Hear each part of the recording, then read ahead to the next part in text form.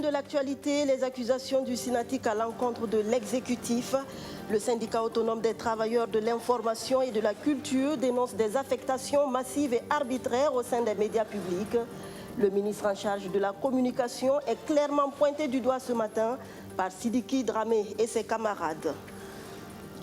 La grève de 96 heures des chauffeurs routiers met Ouagadougou et Bobo Dioulasso sur cale. Les deux principales villes du Burkina sont en panne d'essence. Difficile, voire impossible de se procurer du carburant ces dernières 48 heures. Le Congrès pour la démocratie et le progrès, sacré vainqueur de la première édition du Maracana des partis politiques. Le CDP a étrié l'UPC, son allié de l'opposition, par le score de 5-0. Une compétition voulue par la Ligue islamique pour la paix au Faso pour des élections apaisées. Vous avez choisi BF1 pour vous informer. Vous faites bien. Bonsoir et merci. Pour commencer, carnet d'audience du président du Faso, Roch-Marc Christian Kaboré, a accordé une entrevue ce matin au Premier ministre bissau-guinéen, Nuno Gomes-Nabiama. Les échanges ont porté sur le renforcement de la coopération entre le Burkina Faso et la Guinée-Bissau. Et on apprend la tenue prochaine d'une commission mixte entre les deux pays. Je vous propose d'écouter le chef du gouvernement de la République de Guinée-Bissau à sa sortie d'audience. On a parlé sur la coopération Burkina-Guinée-Bissau et le président nous a recommandé pour travailler sur la commission mixte Burkina-Guinée-Bissau. J'ai déjà donné les instructions à la ministre des Affaires étrangères de Guinée-Bissau qui va commencer ce processus de voir quand est-ce qu'on peut vraiment rencontrer les deux commissions. On espère que la commission mixte, ça va s'organiser bientôt.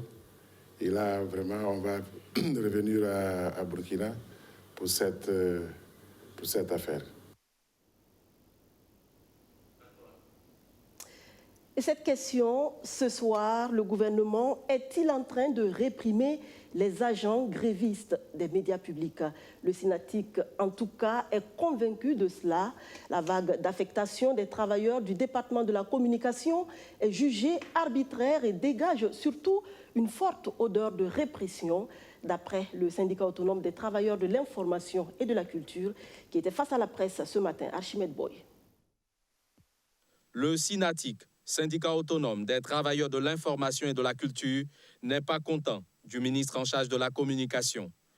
Il dénonce ce qu'il qualifie d'affectations arbitraires visant à liquider l'organisation syndicale qui revendique de meilleures conditions de vie et de travail.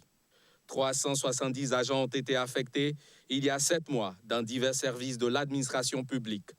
Ce mois d'octobre, ce sont 26 agents qui font l'objet d'une réaffectation dans des communes rurales, alors que ces derniers étaient précédemment affectés dans des directions régionales et départementales de la communication. Cet énième mouvement de personnel est inacceptable pour le Synatic. On veut s'acharner maintenant sur les éléments les plus combatifs pour qu'il n'y ait plus de lutte, de revendication dans les médias publics. C'est ça la première intention et le premier objectif visé. Et nous n'allons jamais accepter cela. Voilà. On doit réintégrer tout le monde dans la mesure où les études même ont suggéré un renforcement du personnel. Et les exemples ne manquent pas pour étayer ce déficit de personnel dans les médias publics. Aujourd'hui, vous avez des citoyens qui ne sont pas plus de 15 à la rédaction. Quand vous imaginez le nombre de reportages qu'il y a par jour pour ces agents-là, et vous êtes 15, et vous vous retrouvez à prendre maintenant les stagiaires et à les programmer pour aller au reportage. Or, vous savez tous que le stagiaire ne peut pas signer un papier. On est obligé, le stagiaire est obligé d'aller recueillir et de revenir encore. Et c'est les mêmes encore qui étaient partis à d'autres reportages qui vont encore traiter cet élément. Et il n'y a pas que ça. Si vous avez remarqué, effectivement, souvent vous constatez qu'il y a des coupures à la télévision. En plein journal, vous remarquez qu'il y a un autre élément qui passe comme ça. Mais ne soyez pas étonnés, ce n'est pas un mouvement d'humeur de la part des agents, hein. Pas du tout. C'est le matériel qui est devenu tellement vétuste qu'il saute tout seul et vous êtes assis, effectivement, le technicien est assis, il ne comprend rien, les trucs sautent tout seul. Voilà. Ou bien on a confié une tâche à quelqu'un qui n'est pas qualifié pour effectuer la tâche, tout simplement, parce qu'il n'est pas. C'est-à-dire qu'il a une autre qualification. Si le Synatic dit être disposé au dialogue, il n'est cependant pas question pour lui d'abandonner ses camarades affectés hors des médias publics. Le syndicat appelle également le gouvernement à la finalisation des négociations engagées depuis le 30 octobre 2019 autour du statut dérogatoire. Quand les chauffeurs routiers sont en colère contre le gouvernement, ce sont les populations qui trinquent. Une grève de 4 jours qui a pour conséquence le tarissement des pompes d'essence. À Ouagadougou ce matin, se procurer du carburant relevait du parcours du combattant. Le constat avec Majid Bakouan. Faible affluence dans les stations d'essence au 19 octobre. Le précieux liquide se fait rare dans la capitale burkinabé. Souleymane Zoundi, à la recherche du carburant, se dit épuisé et découragé. Depuis le quartier Pissi où il a quitté, point d'essence super pour le réservoir de sa moto. Nombreux sont ces Ouagalais qui sont dans le même calvaire. Au niveau des carburants, nous ne savons pas comment faire parce que ça nous fatigue dans tous les 2 jours là. C'est un seulement l'essence m'a lâché et puis je tourne pour chercher le carburant. Depuis longtemps, je n'ai pas encore eu. Bon, j'ai fait au moins 3 stations. C'est ma 4e station qui est ici. Il n'y a pas de carburant. Malheureusement, dans les stations, seul le gasoil est disponible. Certains font recours à l'essence vendue dans les bouteilles, mais à quel prix? Et bon, on espère que cette grève va finir. Parce que même les profs là, même, ils ont besoin d'essence. J'ai croisé mon professeur même qui cherchait de l'essence. J'ai payé le litre à 800. Il n'y a même pas de carburant, tout ça. Et puis, c'est devenu cher. C'est devenu cher. Du coup, on paye à 800. On paye à 800 francs, donc c'est très cher. Voilà, j'ai quitté depuis Karpala pour venir chercher le carburant ici à Wemtenga. Voilà, il y a une distance. Bon, on est venu pour acheter le carburant. Le véhicule est garé depuis un moment. Ça fait 35 minutes qu'on est là. Bon, il est parti chercher le carburant, il n'est pas encore arrivé. 1000 francs le litre. Un désagrément non seulement pour les usagers, mais aussi pour les gérants de station. Depuis hier, vous constatez vous-même le pénurie d'essence qui s'oppose actuellement. Bon, à le travail, avec le stock qu'on avait, on a tout liquidé. Maintenant, ce qui reste actuellement, c'est que du gasoil qu'on livre à quelques clients qui est là. Bon, sinon, pas grand-chose. C'est que si on attend d'ici la soirée, là, après, voir ce qui va se passer. Des responsables de l'UCRB, l'Union des chauffeurs routiers du Burkina, que nous avons joint au téléphone, disent avoir obtenu gain de cause après des négociations avec leur ministre de tutelle. Alors bientôt, cette pénurie de carburant devrait prendre fin. Même scène de désolation à Bobo-Dioulasso, la capitale économique du Burkina, également en panne d'essence. Des problèmes techniques font que vous n'aurez pas les images ce soir, mais vous les aurez demain, probablement dans nos prochaines éditions. Transporteurs et chauffeurs routiers, visiblement dos à dos, la tension entre les deux camps s'est exacerbée hier dimanche quand le Haut Conseil des transporteurs du Burkina s'est rendu sur l'axe Bobo-Ouaga pour exiger la reprise des activités des chauffeurs routiers. Soto Justin Dabiri. Chaud d'après-midi ce dimanche entre les militants du Haut Conseil des transporteurs du Burkina et les membres de l'Union des chauffeurs routiers du Burkina. La raison, la levée immédiate de la grève de 96 heures prolongée par l'Union des chauffeurs routiers du Burkina. Nous déplorons que nous les avons accompagnés 4 jours pour la grève et qu'ils aient eu le courage de prolonger. Nous ne pouvons pas paralyser le pays. Quelle que soit la situation qui est là, nous sommes d'accord, tel que le président régional l'a dit, nous sommes d'accord pour accompagner le gouvernement dans son action. Nous ne changeons pas de position, mais nous demandons à nos chauffeurs de reprendre le service. Parce qu'aujourd'hui, qu'est-ce qui se passe? On nous a demandé de former une seule fêtière. Nous, les acteurs, les transporteurs, on n'a pas réussi à faire une seule fêtière. Il y a 2 fêtières. Actuellement, on ne peut pas s'accorder. Si on ne peut pas s'accorder pour créer une seule fêtière, ce n'est pas dans la gestion des intérêts qu'on va s'accorder pour gérer les intérêts de tout un chacun. Aujourd'hui, on constate que nous, par exemple, qui ne faisons pas partie de la grève, nos véhicules sont bloqués par des gens, ils ont retiré les pièces des véhicules, alors que normalement, je pense que dans la fonction publique, quand on voit des gens grévés, il y a d'autres qui sont dans les bureaux, qui travaillent, et il y a d'autres qui sont en grève. Nous demandons à ce que le gouvernement libère les voies pour que nous, nos véhicules, puissent travailler et ravitailler le pays. Avant même d'avoir la réponse du gouvernement, Amadé Sawadoro et ses camarades décident de passer à l'action en allant, disent-ils, libérer la voie pour la reprise de leurs activités. Sur la voie Bobo-Ouaga, plusieurs camions sont aux arrêts. Les documents administratifs de certains chauffeurs seraient détenus par les chauffeurs grévistes. C'est le cas de ce chauffeur ghanéen. Nous avons quitté le Ghana et nous apportons les marchandises ici. Ça fait 5 jours que nous sommes stationnés. Pas de nourriture, pas d'eau, pas de bain. Et nous sommes retenus ici. Nous ne sommes pas du tout contents. Ils ont récupéré tous nos documents. Et nous, ce que nous voulons, c'est que nous remettent nos papiers et on va continuer. Comme Adams, de nombreux chauffeurs exigent leurs documents afin de poursuivre leur route. La tension monte entre les membres de HCTB et les membres de l'UCRB. Au bout de quelques minutes de vive tension, des documents sont récupérés par les responsables du Haut Conseil des transporteurs du Burkina. On a récupéré les cahiers. Nous, on veut travailler. On veut travailler. On veut libérer la voie. On veut pas les cahiers. Nous, on veut travailler. Si le gars n'est pas capable de prendre ses engagements, nous, on va le faire. Nous sommes tous filles de ce Burkina Faso. On en a assez marre. On a marre de méga. On a marre de rapports. On en a marre. Qui nous laisse travailler. C'est tout. Nous sommes tous les fils de ce pays. Au moment où nous quittions les lieux, la tension restait toujours vive entre les protagonistes. Le trafic des véhicules stationnés avait relativement repris. Nos tentatives d'avoir la réaction des responsables de l'Union des chauffeurs routiers de Burkina, section au bassin, sur cette affaire sont restées jusqu'au moment où nous bouclions ce reportage sans suite. 91 voix pour, 27 abstentions. La loi de finances pour l'exécution du budget de l'État, exercice 2021, a été adoptée ce lundi par les députés. C'est un budget de 2600 milliards de francs CFA qui est ainsi voté. Un budget déficitaire de 500 milliards de francs CFA. Les secteurs de la défense, de la sécurité, de la santé, de l'éducation et du développement rural prennent la plus grosse part. On fait le point avec Luc Pagbelgem.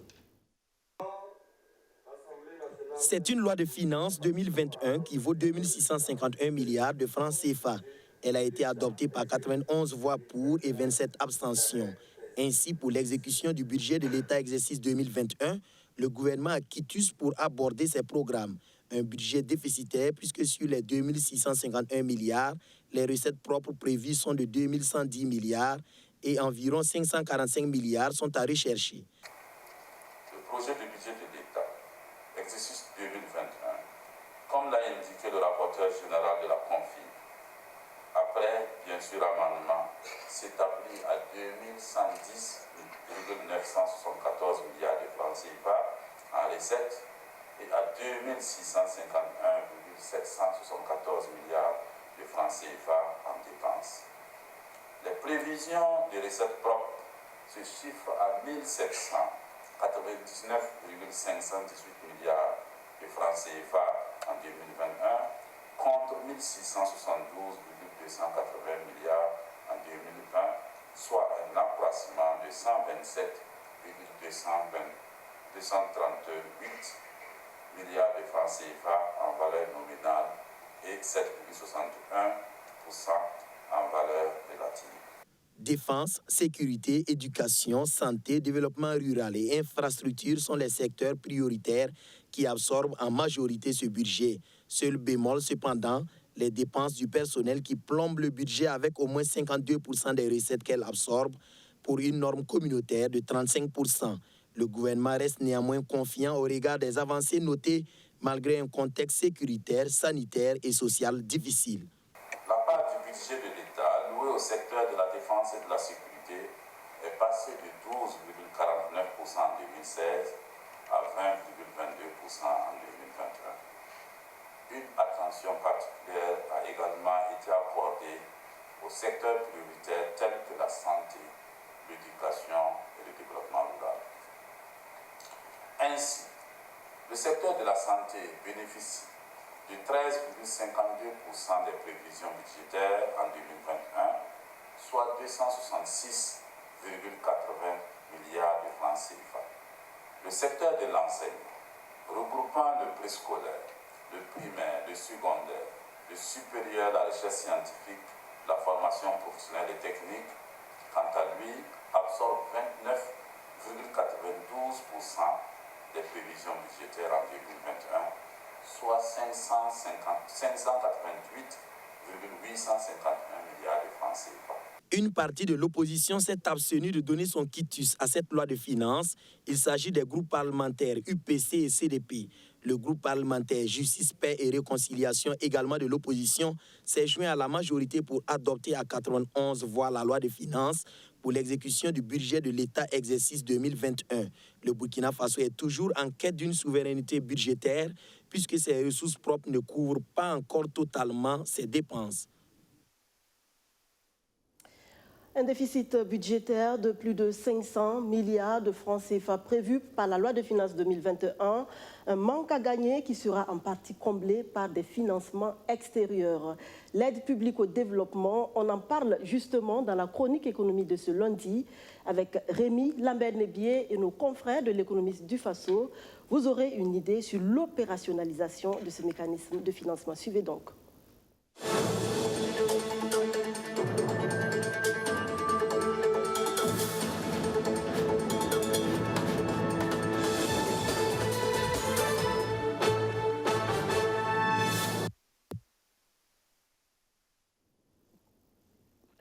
Dons et contributions sont des apports qui permettent à des pays en voie de développement comme le Burkina Faso de combler leur déficit budgétaire. Ces financements extérieurs proviennent de pays ou institutions avec lesquels le Burkina Faso entretient des coopérations bilatérales ou multilatérales.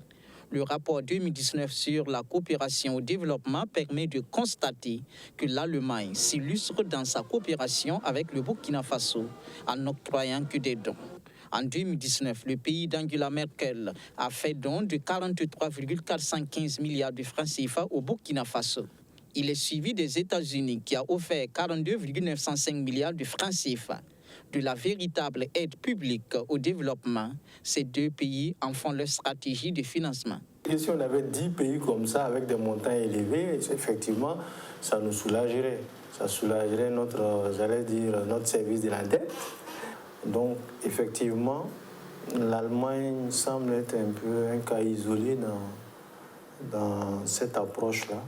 C'est-à-dire, en fonction du profil de votre pays, on décide de vous faire que des dons parce qu'on s'est dit que vous n'avez pas les capacités de rembourser les crédits. C'est un effort supplémentaire que de rembourser des crédits. La France se positionne troisième en termes de dons pour 33 milliards de francs CFA offerts au Burkina Faso en 2019. Elle est aussi le premier pays prêteur sur la même année avec 28,13 milliards de francs CFA accordés. En 2019, le Burkina Faso a reçu 907,41 milliards de francs CFA de financement extérieur. De l'aide publique au développement reçue, mais très peu réinvestie. Seulement 45,2% du financement extérieur reçu en 2019 ont été dépensés, contre 73% en 2018. Bon, je pense que le rapport lui-même, il suggère la réponse en disant que l'insécurité en 2019, 2018, tout ça, ce sont les conséquences. Il y a des activités qu'on ne peut pas mener dans certaines régions du Burkina. Si vous prenez les prêts, même le partenaire qui vous a financé vous surveille pour que ce soit réalisé et que vous puissiez le rembourser. Les organisations non gouvernementales et associations de développement beaucoup plus visibles dans l'humanitaire, avec la situation sécuritaire qui prévaut, n'ont contribué pourtant en 2019 que de 4,9% au titre du financement extérieur. Cette tendance-là, elle est quand même, je pense qu'elle est prégnante, elle est là quand même depuis 3-4 ans où on sent que les ONG, face à la crise internationale, ont du mal à mobiliser beaucoup de ressources. Maintenant, sur certaines thématiques, elles mobiliseront plus. Mais de façon générale, on sent qu'effectivement, il y a une certaine baisse des financements. Alors qu'il y a quand même beaucoup de travail de prise en charge à faire au niveau des déplacés, au niveau de l'assainissement, au niveau de la prise en charge sanitaire. Il y a beaucoup de choses à faire. Face à la rareté des ressources extérieures, la politique budgétaire du Burkina Faso se recentre de plus en plus sur les financements intérieurs. Ces prévisions de financement extérieur sont revues à la baisse d'année en année. Entre 2020 et 2021, le gouvernement prévoit par exemple une baisse de 19,21% de ses financements extérieurs.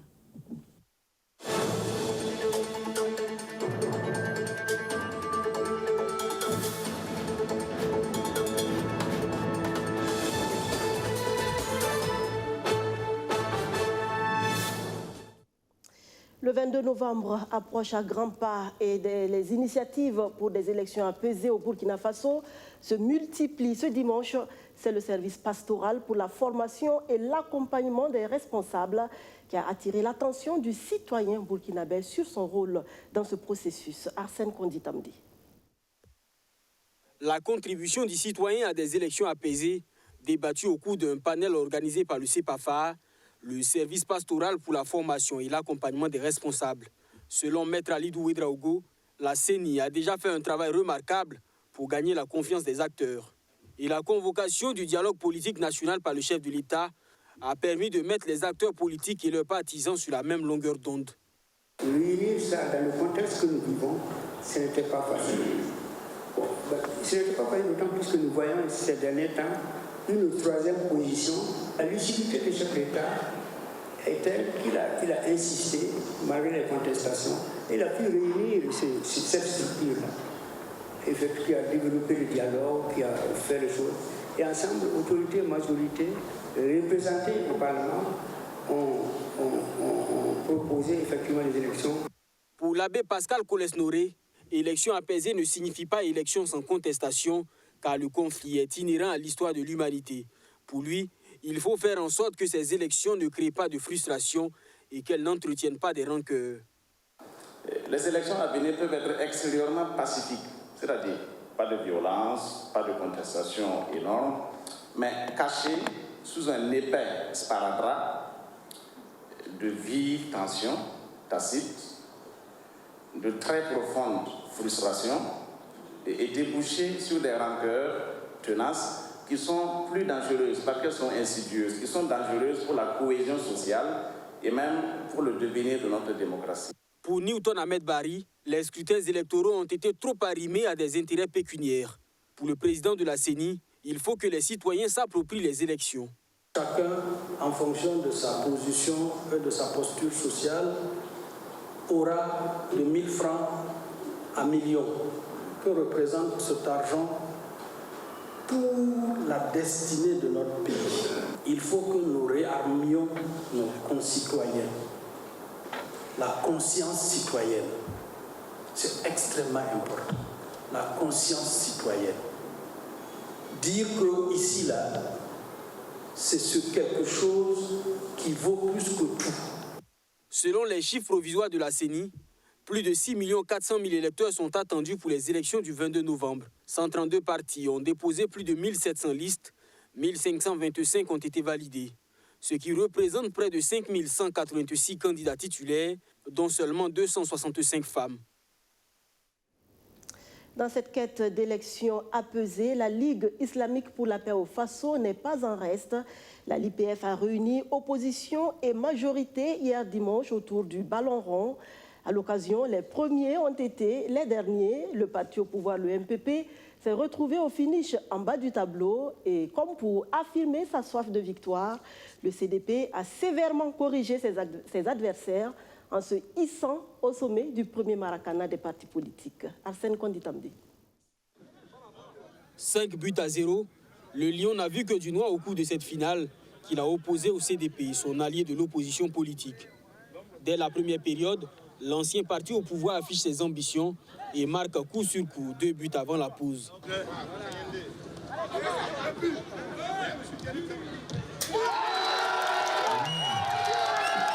À la reprise, le parti d'Edi Komboigo est sans pitié. Il douche définitivement les espoirs du parti de Zéphirine Diabri. Le CDP inscrit 3 nouveaux buts, de quoi lui assurer le trophée.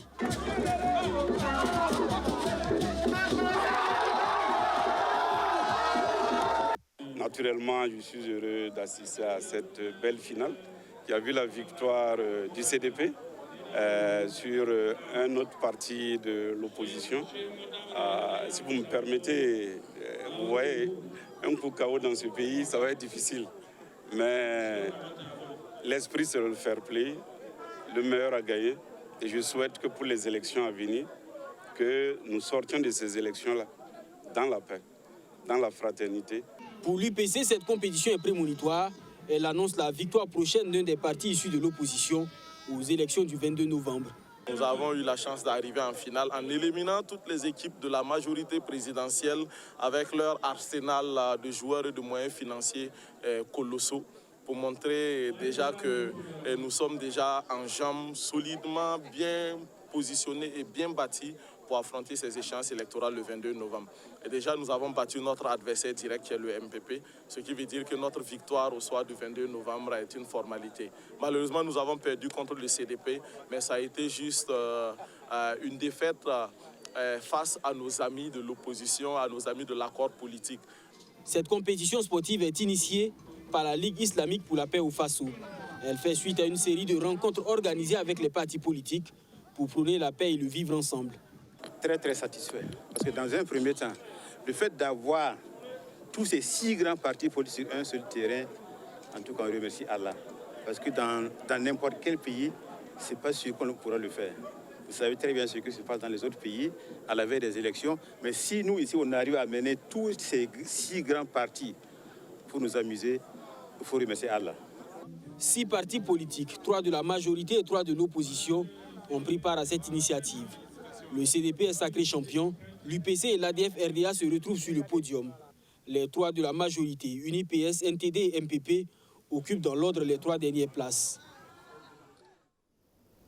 Intégrer la préservation de l'environnement dans les secteurs économiques au Burkina Faso, c'est tout l'enjeu de BioDev 2030. Le projet de facilitation d'engagement en faveur de la biodiversité est en expérimentation en Afrique.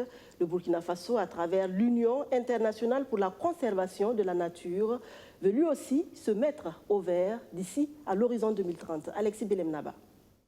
Créer un cadre d'échange entre les principales parties prenantes de la conservation de l'environnement et les acteurs des secteurs économiques, c'est l'objectif de cet atelier. Au cours de cette rencontre, le projet BioDev 2030, facilitation d'engagement pour la biodiversité, est présenté. Les acteurs doivent identifier des actions nécessaires en faveur de la biodiversité et du développement durable au Burkina Faso à l'horizon 2030.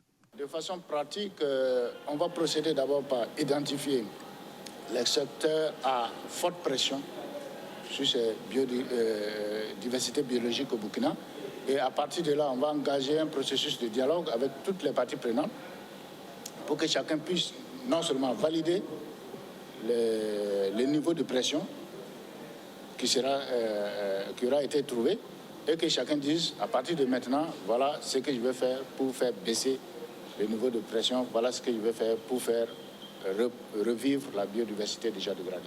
Donc concrètement sur le terrain, il y a deux étapes.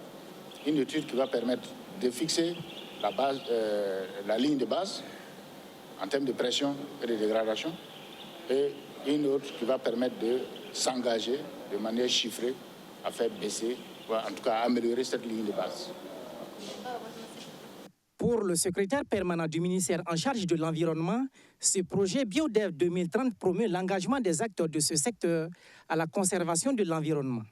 C'est un projet qui vise à promouvoir, si vous voulez, l'engagement de tous les 10 acteurs en matière donc, de conservation de la biodiversité, bien entendu sur la base d'informations scientifiques pertinentes relatives aux menaces des différents secteurs économiques de notre pays sur la diversité biologique. Ce projet est en expérimentation dans 16 pays africains. Il est attendu de cet atelier une approche méthodologique pour l'évaluation de l'état de la biodiversité, une concertation multisectorielle pour l'intégration de la biodiversité dans les secteurs économiques au Burkina Faso, l'examen et la validation de ces textes constitutifs. Les avalanches pour lutter contre la désertification et l'ensablement, l'Université Joseph Kizerbo dispose désormais de résultats de recherche sur le sujet. Les mathématiques appliquées à la protection de l'environnement, voilà qui a permis à Estelle Koné de décrocher son doctorat avec la mention très honorable. Abdou Aziz Sari. Les nombreuses questions pièges n'ont pas pu empiéter sur le moral de Kafieni Estelle Koné, qui soutient sa thèse de doctorat en maths appliquées. Ces recherches qui ont porté sur l'étude de modèles de formation de tas de sable visaient à démontrer comment étudier les avalanches en vue de mieux lutter contre la désertification et les ensablements. Face aux membres du jury, elle ne met pas du temps à convaincre. C'est un travail riche et varié. Et il y a déjà 3 publications. Il y a beaucoup d'autres en attente. Et les résultats sont d'importance scientifique, mathématique, à la fois théorique, numérique.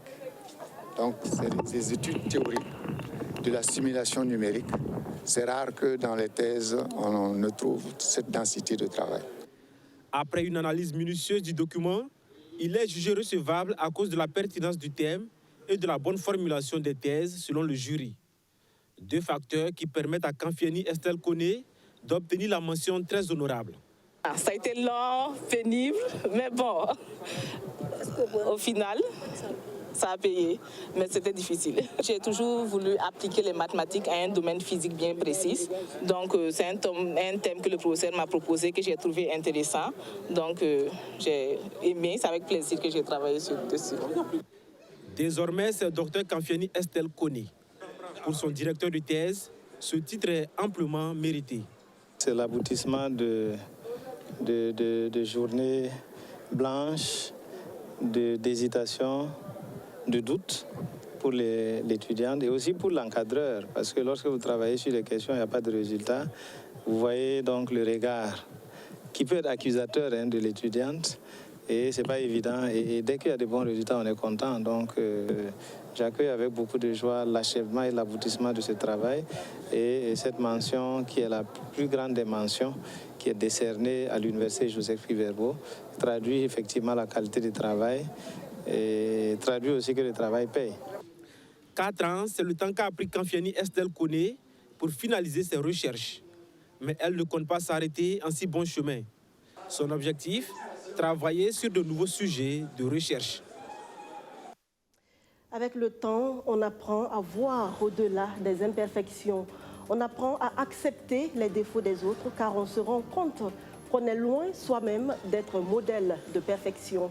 Avec le temps, on se rend compte qu'on a perdu du temps inutilement à vouloir changer les autres, à vouloir refaire le monde. Avec le temps, on finit par admettre que le mieux à faire, c'est d'accepter ce qui est et de s'y adapter. La vie est courte, très très courte, et tel un rouleau de papier de toilette. Plus on approche de la fin, plus ça va vite. Alors vivez et ne perdez plus votre temps. Demain, je serai ravie de vous retrouver à 19h30 sur ce plateau. Merci de votre fidélité.